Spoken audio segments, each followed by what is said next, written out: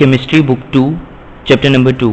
Last lecture के अंदर हम लोग केमिकल प्रॉपर्टीज़ के ट्रेंड्स देख रहे थे। केमिकल प्रॉपर्टीज़ के अंदर हम लोग देख रहे थे कि ग्रुप 1A जो है, जो कि अल्कली मेटल्स हैं, हमने देखा था कि उनकी क्या केमिकल प्रॉपर्टीज़ ऐसी हैं जो कॉमन हैं, ठीक है। और आज के लेक्चर में इसी तरह हम लोग ग्रुप 2A को डिस्कस करेंगे, जो कि आपके पास अल्कलीन अर्थ मेटल्स है, और हम देखेंगे कि इनकी केमिकल प्रॉपर्टीज़ कैसे सिमिलर हैं एक दूसरे से, ठीक है। इसके अंदर हम मुख्तलिफ चीज़ें कवर करेंगे, जिसके अंदर हम इनके ऑक्साइड्स, इसके अलावा नाइट्राइड्स, और फिर हम सल्फाइड्स, और हम हाइड्राइड्स, और लास्ट में हम लोग हेलाइड्स, और फिर फाइनली हम लोग वाटर के साथ इनके रिएक्शंस देखेंगे आज, ठीक है। तो इस पर सारी डिटेल्स में जाने से पहले मैं आपको इन पे एक लुक दिखा दूं, ये सारे होते कैसे हैं। सारे आपके पास सॉलिड फॉर्म में, ठीक है। बेरिलियम, मैग्नीशियम, कैल्शियम, स्ट्रोंशियम और बेरियम, ये जितने एलिमेंट्स हैं ग्रुप 2A के। और ग्रुप 2A के एलिमेंट्स के बारे में डिटेल में जाने से पहले हम एक कंसेप्ट क्लियर कर लेते हैं पहले रिएक्टिविटी का, क्योंकि ये इससे पहले भी बार बार ये चीज़ डिस्कस हो रही है कि कौन सा एलिमेंट रिएक्ट करता है। फॉर एग्जांपल आप लिथियम पहले डिस्कस कर रहे थे, बेरिलियम डिस्कस कर रहे थे कि वो इससे रिएक्ट करता है, इससे नहीं करता। तो आपकी रिएक्टिविटी बेसिकली किन चीज़ों पे डिपेंड कर रही होती है, आज हम ये डिस्कस कर लेते हैं।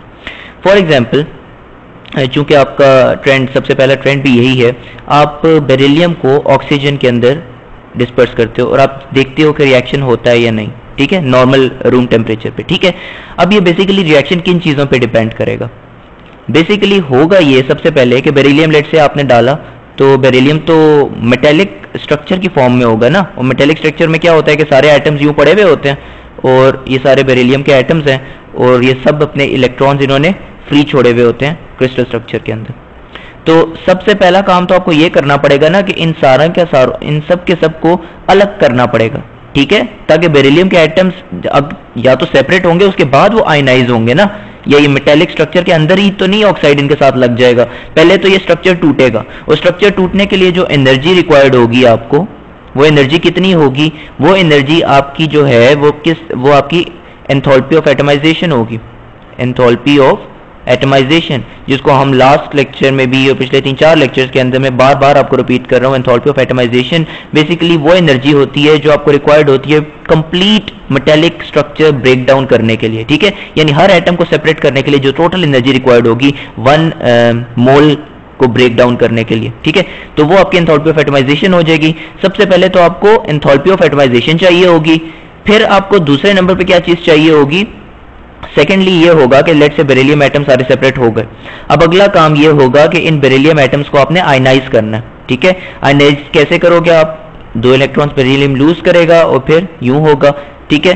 और सपोज करो कि यही पूरा प्रोसेस आप मैग्नीशियम के ऊपर कर रहे हो, ठीक है, यही वाला पूरा प्रोसेस मैग्नीशियम के ऊपर हो रहा है। उसमें भी इसी तरह आपके पास एटम्स हैं, ठीक है, सारे के सारे मैग्नीशियम के, और मैग्नीशियम को भी इसी तरीके से सबसे पहले आपने ब्रेक डाउन करना है, और ब्रेक डाउन करने के बाद फिर आप ये करोगे कि उसके इसी तरीके से ये वाला रिएक्शन करोगे, मैग्नीशियम भी अपना +2 चार्ज शो करेगा। आप मुझे ये बताओ कि ये रिएक्शन किस में इजी होगा? ये तो बेसिकली डिपेंड करता है इनकी आयनाइजेशन एनर्जीज के ऊपर। अब टॉप टू बॉटम जब आप आते हो तो आपकी जो आयनाइजेशन एनर्जी है वो इंक्रीज करती है या डिक्रीज करती है? आयनाइजेशन एनर्जी डिक्रीज करती है top to bottom, top to bottom. इसकी वजह बिकॉज आपके पास एक्स्ट्रा शेल आ जाता है और शील्डिंग इफेक्ट बढ़ जाता है, ठीक है, उसकी वजह से आपकी आयनाइजेशन एनर्जी डिक्रीज कर जाती है टॉप टू बॉटम। तो इसका मतलब है टॉप टू बॉटम जब आप आते हो इलेक्ट्रॉन्स लूज आसानी से हो जाते हैं। इसका मतलब है ये जो मैंने सेकेंड नंबर पे लिखा है ना, ये वाला रिएक्शन ये ईजी है होना इसके निस्बत, ठीक है। और एक और चीज कि आपकी जो एंथैल्पी ऑफ एटमाइजेशन है वो भी बेसिकली टॉप टू बॉटम जब आप आते हो ना तो वो कम होती है, यानी टॉप पे आपका मेटेलिक स्ट्रक्चर सबसे स्ट्रांग होता है, और जब आप बॉटम की तरफ आते जाते हो तो साइज इंक्रीज करने की वजह से आपका मेटेलिक स्ट्रक्चर वीक होता जाता है। तो बेसिकली दोनों चीजों में मैग्नीशियम को एज होगा बेरिलियम के ऊपर, और बेसिकली यही वजह है कि रिएक्टिविटी वाइज आपका जो मैग्नीशियम है वो ज्यादा रिएक्टिव है बेरिलियम की निस्बत, ठीक है। और यही वजह है कि जब बेरिलियम को आप नॉर्मल ऑक्सीडेशन इसकी करना चाहते हो तो ये बर्न होता ही नहीं है, ठीक है। बेरिलियम की ऑक्सीडेशन डायरेक्ट ऑक्सीजन के साथ रिएक्शन नहीं होता, लेकिन अगर आप मैग्नीशियम का करो तो वो जो रिएक्शन है वो हो जाता है और मैग्नीशियम +2 ऑक्सीजन -2 ये सिंपली मैग्नीशियम ऑक्साइड फॉर्म कर देता है, ठीक है। और मैग्नीशियम ऑक्साइड जो है, चूंकि ये आपको जब लेक्चर आपको लास्ट दिया था उसके अंदर ये था कि मैग्नीशियम ऑक्साइड जो है as an a protective layer magnesium के ऊपर डिपॉजिट हो जाता है, ठीक है, और फर्दर आपको अटैक से बचा लेता है, ठीक है। तो बेसिकली ये करोजन होती है, तो फर्दर करोजन नहीं हो पाती बिकॉज आपके गिर्द एक मैग्नीशियम ऑक्साइड की लेयर आ जाती है, तो मैग्नीशियम अंदर जो है आपके पास सेफ बच जाता है। तो ये तो आपके पास मैग्नीशियम हो गया। बेरिलियम मैंने आपको बता दिया कि बेरिलियम रिएक्शन करता ही नहीं है, उसकी वजह बिकॉज रिएक्टिविटी वाइज मैग्नीशियम ज़्यादा रिएक्टिव है बेरिलियम की निस्बत। इसी तरीके से रिएक्टिविटी में मैं आपको एक और चीज़ बता दूं, जब आप टॉप टू बॉटम आते हो आपके पास मैग्नीशियम, बेरिलियम, बेरिलियम के बाद मैग्नीशियम, मैग्नीशियम के नीचे फिर आपके पास बेरियम आता है, फिर स्ट्रॉन्शियम, सॉरी बेरियम नहीं आता, बेरियम तो काफ़ी नीचे आता है आपके पास पहले कैल्शियम आता है, फिर स्ट्रॉन्शियम और फिर बेरियम। इन सब में क्या होता है, जो बेरियम है सबसे ज़्यादा रिएक्टिव होगा, स्ट्रॉन्शियम उससे कम, और सबसे कम रिएक्टिव आपके पास बेरिलियम होगा, ठीक है। तो ऑक्साइड्स के पॉइंट ऑफ व्यू से आपके पास जब आप सबसे नीचे आ जाते हो ना तो ये रिएक्टिव सबसे ज्यादा होगा, ठीक है। और ये आपके पास क्या करता है, जो बेरियम और स्ट्रॉन्शियम है ना, ये आपके पास नॉर्मल ऑक्साइड्स नहीं शो करते बल्कि आपके पर ऑक्साइड्स बनाते हैं, ठीक है। पर ऑक्साइड्स के ऊपर ऑक्सीजन -1 चार्ज होल्ड करता है, ठीक है। तो ये Ba2O2 और ये Sr2O2 शो करते हैं, ठीक है। इससे पीछे भी आपको जब मैंने ग्रुप 1A के एलिमेंट्स दिखाए थे तो उसके अंदर भी कुछ एलिमेंट्स ऐसे थे जो पर ऑक्साइड्स फॉर्म कर रहे थे। तो आज हम इसको भी डिस्कस कर लेते हैं कि पर ऑक्साइड्स बनते कब हैं, ठीक है। ये भी एक कंसेप्चुअल चीज है कि पर ऑक्साइड्स आपके कब बनते हैं और पर ऑक्साइड देखने में होते कैसे हैं। आपका जो सिंपल ऑक्सीजन है वो तो ऐसा होता है कि उसमें एक ऑक्सीजन का एटम है, ठीक है। ऑक्सीजन के पास एटॉमिक नंबर 8 है, तो फर्स्ट शेल में 2, सेकेंड में आपके पास 6 इलेक्ट्रॉन्स आते हैं, ठीक है। अब बेसिकली ऑक्सीजन को अगर 2 इलेक्ट्रॉन एक्स्ट्रा आप इसमें डाल दो ना तो ये O-2 चार्ज होल्ड करेगा, ठीक है। ये तो होगा in case of pure ionic bonding, अगर आप करो तो ये -2 चार्ज होल्ड करता है, ठीक है। अगर आप, ये तो सिंपल ऑक्साइड है ना, पर ऑक्साइड का स्ट्रक्चर कुछ ऐसा होता है, आपके पास एक एटम होता है ऑक्सीजन का 2, 4, 5, 6, और फिर एक और एटम होता है ऑक्सीजन का जिसके फर्स्ट शेल में 2 आ गए, सेकेंड शेल में 2, देन 4, 5 एंड 6, ठीक है। अब होता यह है कि जो दरमियान वाला एक है ना, ये वाले 2 इलेक्ट्रॉन्स, ये आपस में क्या बना लेते हैं, एक कोवलेंट बॉन्ड बना लेते हैं, ठीक है। तो ये बेसिकली यूं हो जाता है O single covalent bond O, और इस ऑक्सीजन को भी एक इलेक्ट्रॉन रिक्वायर्ड है और इसको भी एक इलेक्ट्रॉन रिक्वायर्ड है, तो ये टोटल हम इसको यूं करके लिखते हैं O2 -2, ठीक है। तो अब इसमें एक ऑक्सीजन के ऊपर अगर आप देखो तो -1 चार्ज आ रहा है, ठीक है, और ये दरमियान में एक कोवलेंट बॉन्ड की वजह से इसका चार्ज एक रिड्यूस हो गया। तो अब होता यह है कि हमेशा आपके पास O2 - 2 प्रोड्यूस होता है सबसे पहले, और इसको आपका जो मेटल एटम होता है ना, मेटल आइन M+2 इसको कह लो, M+2, ये इसको अटैक करता है। अब ये M+2 क्या होगा, ये बेरिलियम +2 हो सकता है, मैग्नीशियम +2 हो सकता है, या ये स्ट्रॉन्शियम +2 हो सकता है, ठीक है। और ये बेसिकली अटैक करता है इसको।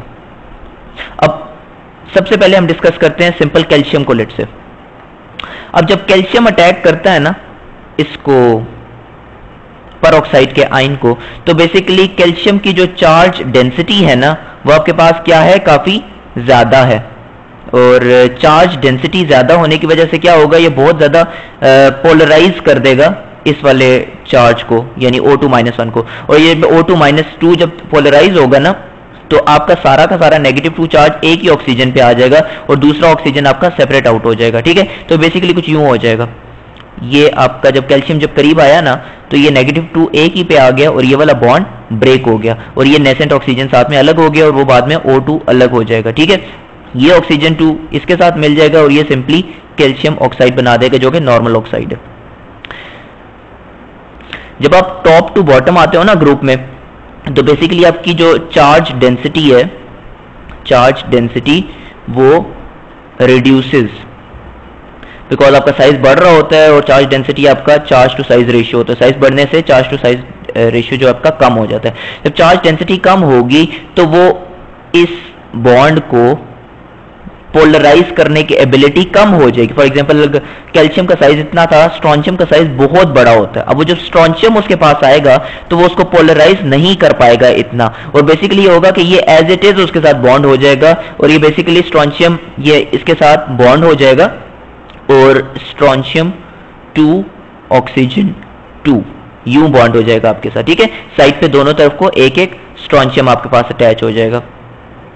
ठीक है, और दोनों स्ट्रॉन्शियम्स आपके साथ एक एक बॉन्ड उसके साथ बना रहे होंगे, तो इस टाइप का स्ट्रक्चर आपके पास बन जाएगा। और ये basically charge to size ratio पे डिपेंड करता है और आपकी पोलराइजेबिलिटी पे डिपेंड कर रहा होता है। ठीक है, तो ये वजह है कि आपके जो नीचे, अगर आप टॉप टू बॉटम आते जाओ ना, तो नीचे वाले एटम्स की टेंडेंसी ज्यादा होती है कि वो आपके पास पर ऑक्साइड्स और सुपर ऑक्साइड्स बनाए, और ऊपर वाले जो होते हैं उनकी टेंडेंसी कम होती है। ठीक है, जैसे आप सोडियम के केस में भी आपको पता है कि जब आप सबसे ऊपर जो लिथियम है, आपने देखा था अल्कली मेटल्स में जो लिथियम था वो सिंपल ऑक्साइड बनाता था Li2O, लेकिन जब आपके पास सोडियम और पोटेशियम था वो आपके पास पर ऑक्साइड्स और सुपर ऑक्साइड्स भी बनाते थे। ठीक है, तो ये तो आपकी सबसे पहली प्रॉपर्टी हो गई जो कि थी ऑक्साइड्स फॉर्मेशन। सेकंड आपके पास जो ट्रेंड है अल्कलीन अर्थ मेटल्स के अंदर वो है आपके पास हाइड्राइड्स का। ठीक है, और अब हम ज्यादा इसमें टाइम वेस्ट नहीं करेंगे क्योंकि हम रिएक्टिविटीज पहले ही डिस्कस कर चुके हैं। आपके जितने भी alkali metals, alkaline earth metals है ना, ये सिंपली डायरेक्ट हाइड्रोजन के साथ रिएक्शन करते हैं मोल्टन स्टेट के अंदर। ठीक है, सॉलिड स्टेट में तो वैसे भी नहीं कर सकते। फॉर एग्जांपल मैं कहूं कि आपके पास एक स्टोन है, लाइमस्टोन है लेट से, या कोई भी आपके पास पत्थर है, आपने कोई गली से उठाया है कोई पत्थर, और मैं कहूं इसके अंदर से हाइड्रोजन गैस पास करो, तो आप कर लोगे? और पत्थर के अंदर से तो हाइड्रोजन नहीं पास हो सकती ना। आप पहले ऐसा करो कि उसको पहले मेल्ट करो, उसको लिक्विड फॉर्म में लेके आओ।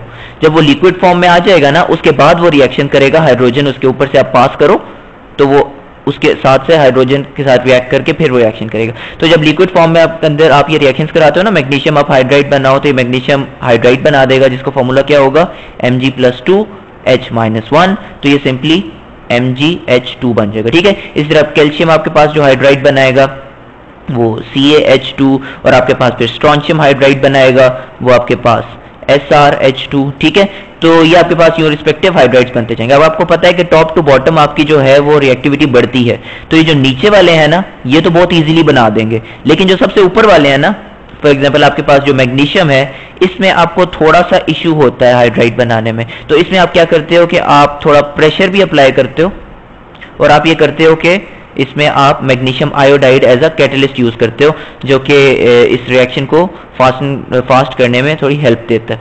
ठीक है, तो इसके बाद जो नेक्स्ट हमारे पास प्रॉपर्टी है, थर्ड प्रॉपर्टी, वो है आपके पास नाइट्राइड्स की। आपको ये बात पता है कि जो एयर है, एयर में सबसे ज्यादा एलिमेंट क्या है आपके पास? नाइट्रोजन, और सेकेंड नंबर पे आपके पास एलिमेंट क्या है? ऑक्सीजन।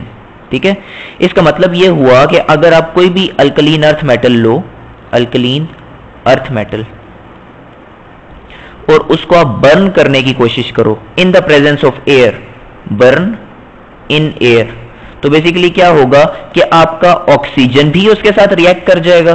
फॉर एग्जांपल आप किसी भी एटम की बात करो, आप बेरिलियम की लेट से बात करते हो, मैग्नीशियम, बेरिलियम तो रिएक्ट करता ही नहीं ऑक्सीजन के साथ, आप मैग्नीशियम की बात करो। ठीक है, मैग्नीशियम जो है वो ऑक्सीजन के साथ रिएक्ट करके मैग्नीशियम ऑक्साइड बनाएगा, और साथ में आपका मैग्नीशियम जो है वो एयर की नाइट्रोजन के साथ रिएक्ट करके मैग्नीशियम नाइट्राइड भी बना देगा। मैग्नीशियम +2 होता है, नाइट्रोजन आपका 3 बॉन्ड्स बनाता है, -3 होता है, तो Mg3N2 भी आपके पास बन जाएगा। ठीक है, तो बेसिकली आपके पास जब भी कोई चीज बर्न होती है ना in the presence of air, like आपने मैग्नीशियम रिबन का अक्सर आपने रिएक्शन देखा होगा, लेबोरेटरी के अंदर किया जाता है कि आप मैग्नीशियम का एक रिबन लेते हो, मैग्नीशियम रिबन, और इसको आप बर्न करते हो, आग लगा देते हो, और आग लगाते हो तो आपके पास बेसिकली व्हाइट कलर का ऐश बच जाता है। वो ऐश असल में मैग्नीशियम ऑक्साइड और मैग्नीशियम नाइट्राइड का कॉम्बिनेशन होता है।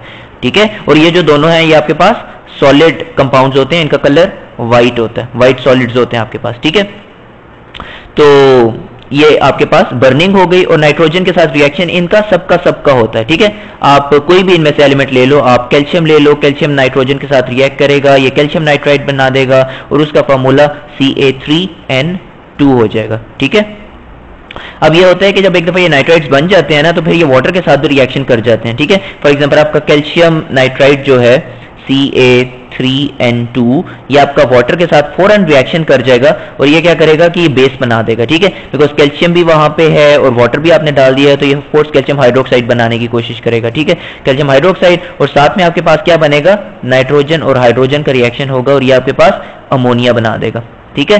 तो ये अमोनिया की प्रिपरेशन भी आप इस तरीके से देख सकते हो कि पहले आप नाइट्राइड्स बनाओ, बर्न करो अल्कलीन अर्थ मेटल्स को और फिर आप उनको हाइड्रोलाइज कर दो, उनको पानी के अंदर डाल दो, ठीक है। तो ये आपके पास थे रिएक्शंस नाइट्राइड्स के। फोर्थ आपके पास जो है ना इनके वो है हेलाइड्स, सॉरी सल्फाइड्स, ठीक है। सल्फाइड्स सल्फर के कंपाउंड्स को कहते हैं और सल्फर क्या ऑक्सीडेशन स्टेट शो करता है, नॉर्मली -2, ठीक है।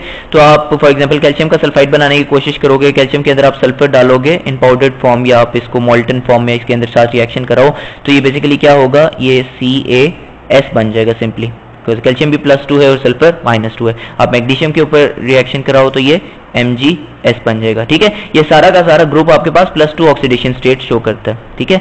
3 इस वजह से नहीं करता बिकॉज इनकी जो थर्ड आयनाइजेशन एनर्जीज है ना वो सेकंड की निस्बत बहुत बहुत बहुत ज्यादा हाई होती हैं, ठीक है, ऑलमोस्ट 5-6 टाइम्स हाई होती है सेकंड की निस्बत, ठीक है।